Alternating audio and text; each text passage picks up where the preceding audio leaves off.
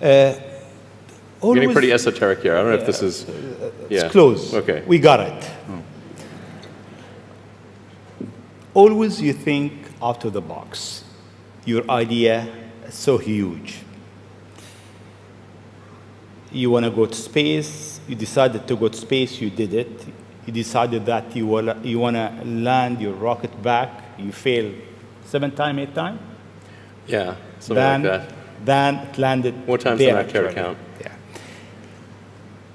How do you come with this idea, actually? Sometimes they're pushing the human limit. You are always pushing the human limit. Why? Well, I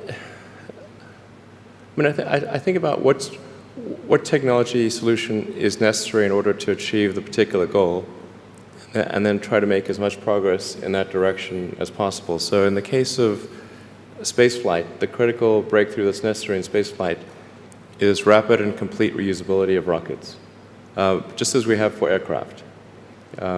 You can imagine that if an aircraft was single use, almost no one would fly. Because you can buy, like, say, a 747 might be $250 million, $300 million, or something like that. You'd need 2 of them for a round trip.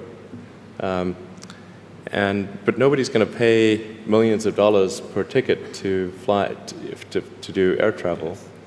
But because you can reuse the aircraft tens of thousands of times, the air travel becomes much more affordable. And the same is true of rockets. So our rocket costs $60 million, roughly. So the capital cost, if it can be used once, is $60 million.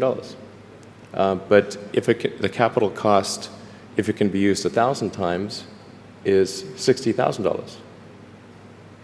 So then if you can carry a lot of people per flight, then you can get the cost of space flight to be something not far from the cost of air flight. So it's extremely fundamental.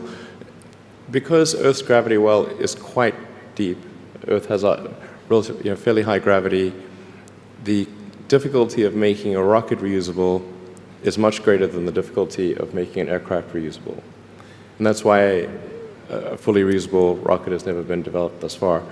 But if you use the most advanced materials, most advanced design techniques, and you get everything just right, then I'm confident that you can do a fully reusable rocket. Fortunately, if Earth's gravity was even 10% stronger, I would say it would be impossible. You need a team around you to deliver a lot of ideas. How do you choose your team? Based on what? Well, I suppose honestly that it tends to be gut feel more than anything else. So when I interview somebody, my interview question is always the same. What do you ask? I said, tell me the story of your life and the decisions that you made along the way and why you made them. And then, and also tell me about some of the most difficult problems you worked on and how you solved them. And that question, I think, is very important because the people that really solved the problem, they know exactly how they solved it. They know the little details. And the people that pretended to solve the problem, they can maybe go one level and then they get stuck. So, what was your biggest challenge in life? Biggest challenge in life?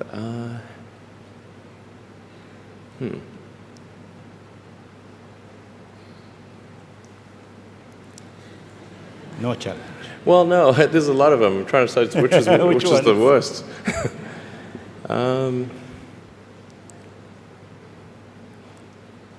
think just thinking about how to spend time.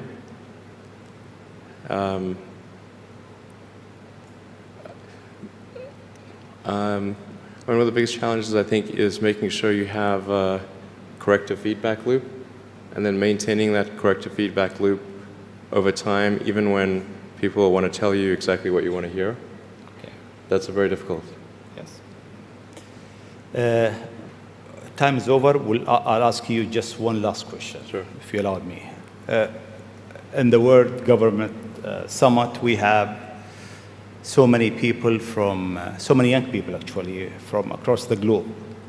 If you have an advice to them, young people globally who want to be like Elon Musk, what's your advice to them?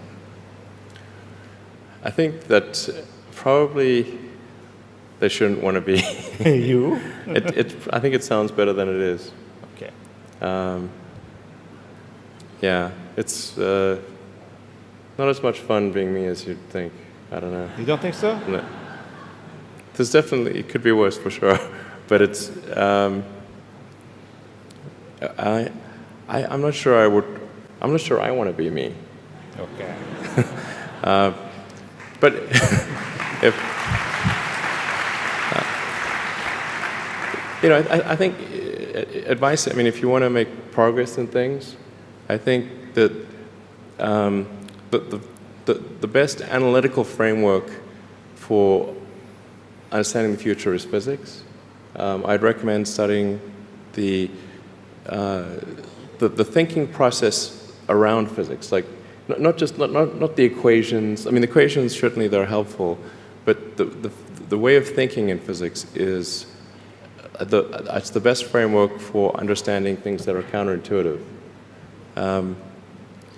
And you know, always taking the position that you're to some degree wrong, and your goal is to be less wrong over time. I think one of the biggest mistakes people generally make, and I'm guilty of it too, is wishful thinking. You know, like you want something to be true, even if it isn't true, and so you ignore the things that you ignore the real truth because of what you want to be true. This is a very difficult trap to avoid, and like I said, it's certainly one that I find myself in having problems with.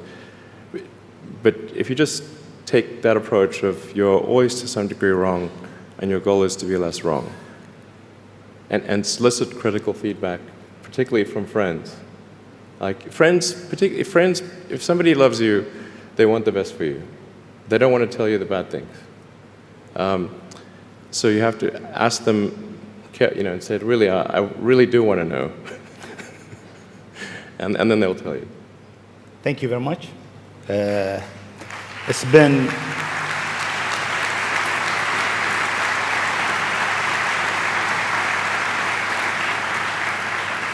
it is great for the World Government Summit to have a legend who's creating the future for humanity to share his thought, his idea, his vision, his challenges, and his hope for life. Thank you very much. Thanks for having me.